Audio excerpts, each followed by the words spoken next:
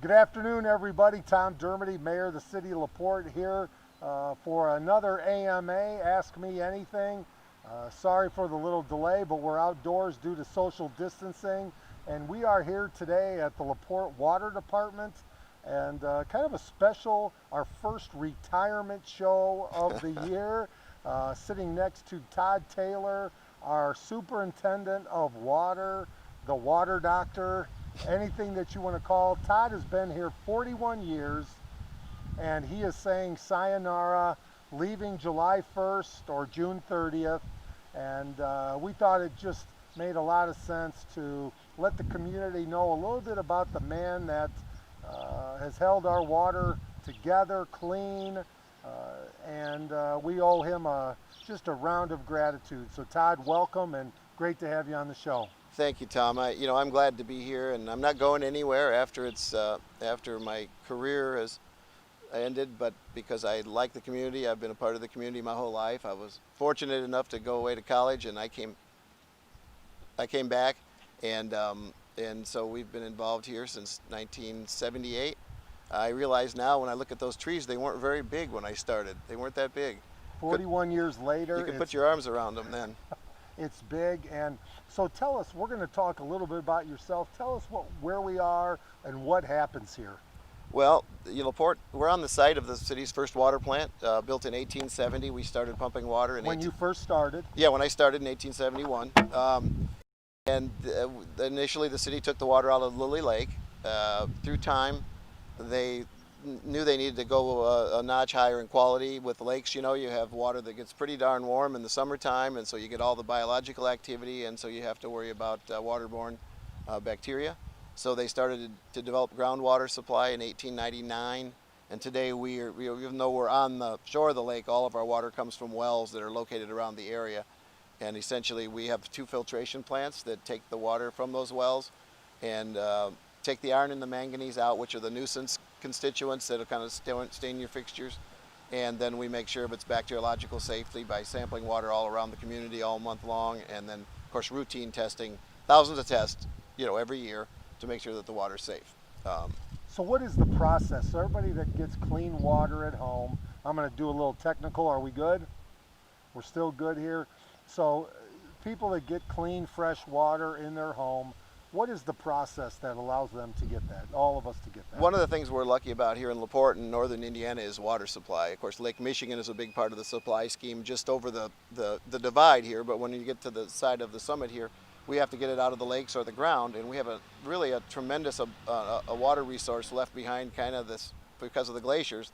When the glaciers pulled back, they left 100 feet of sand and gravel on top of the bedrock, and so generally we get annual recharge. We get enough rainfall to replenish whatever water we take out of the ground. But when it comes out of a well, it comes to our treatment plant, and what we do is we aerate the water first, and which is basically mixing the water with air, and then we also hit it with chlorine, and those two components oxidize the iron and the manganese so that it can go through our filters and be filtered out of the water. And so then we have a treated water supply ready to pump out to our customers on demand. And when the water leaves the plant, then we hit it with more chlorine, and we hit it with polyphosphate, which keeps it from corroding the pipes, and then a small amount of fluoride, which we've reduced in the last few years to the lowest level, the effective level. And then the water goes to our customers. And I would say, relating to that, the biggest complaint we get probably is a smell of chlorine in the water. But I'm telling you, we have to put chlorine in the water by law. And chlorine has saved more lives. The use of chlorine than have been lost in all the wars and conflicts in the history of the world. Chlorine has been a lifesaver and a very, very, very important factor in water treatment. And so when you talk about chlorine and dealing with all this, one thing that I didn't realize, you don't have a tremendous big staff. You do this with a small group of professionals that really care about our community. Tell us, so how many people work here and shifts and so forth? Right, I think that's one of the things I'm proudest of is the group we have here. We're small but mighty, and I think the wastewater department could kind of say the same thing. We have myself and Henry Snyder, who's our water quality supervisor, and he's overseen our lab for 30 years and we've never had a violation. and then I have an 30 assistant. years, never a violation from the state. That's correct, Bonnie. The EPA, the Safe Drinking Water Act, was passed in 1974, and I started in '78, and we just started to see the testing requirements come on board about when I started, the much more extensive, and then every year or a couple years they have new standards that they want, tests to look for things and contaminants that could be unhealthful.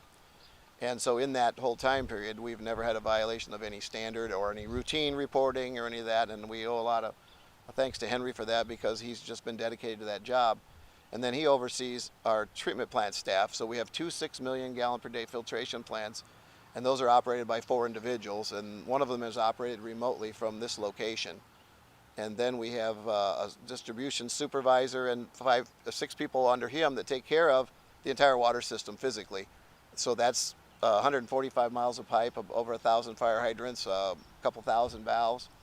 And so they do all the main breaks and leak repair and anything out in the system.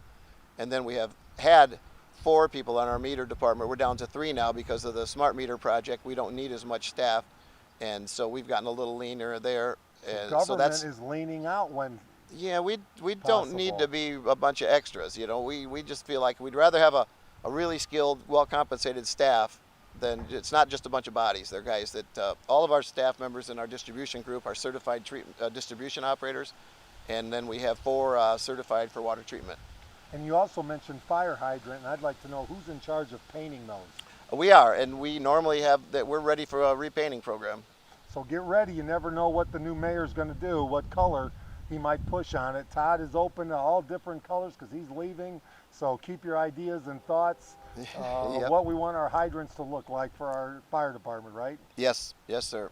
So Todd, our water's been great. We've had no violations. 41 years. It's hard to find anybody that works any job for 41 years, but one that's so important to our community. Tell me your favorite moment in those 41 years, your favorite time, anything? I would say the favorite moment is probably at the same time the worst moment.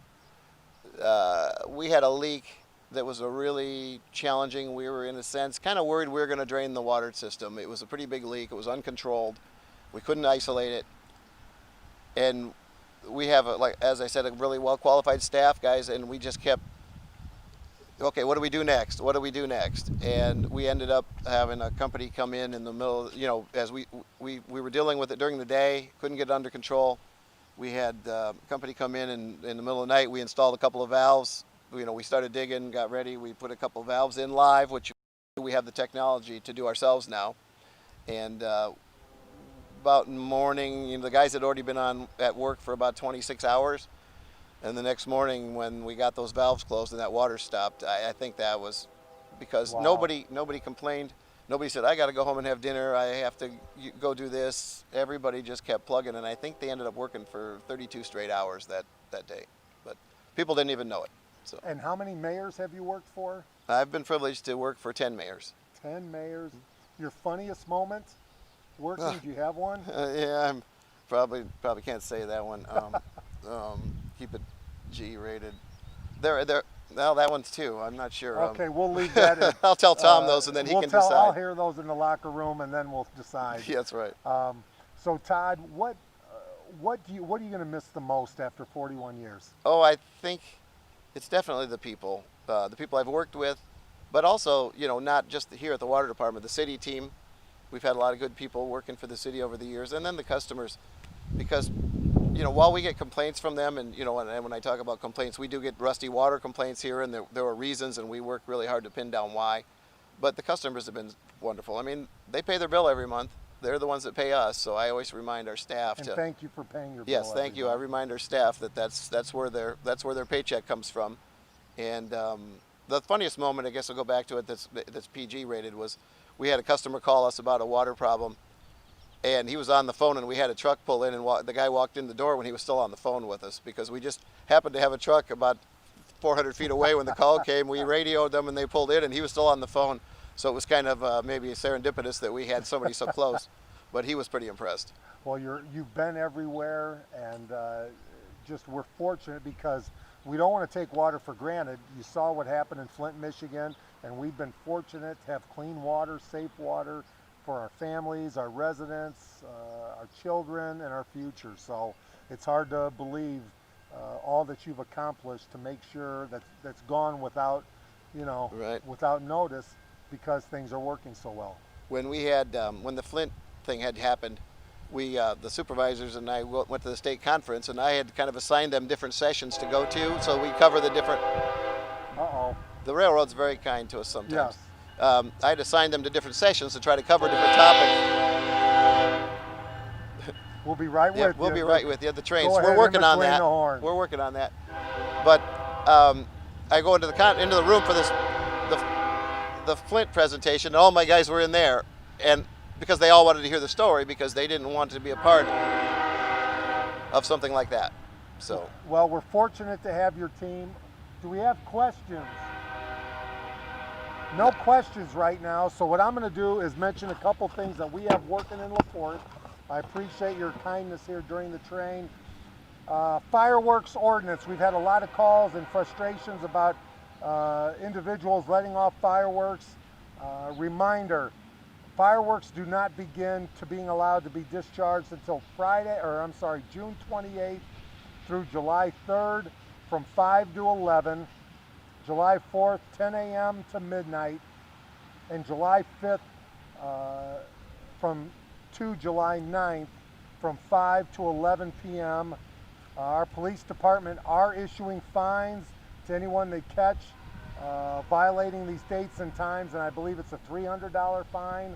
So please wait till June 28th and be considerate and respectful of your neighbors.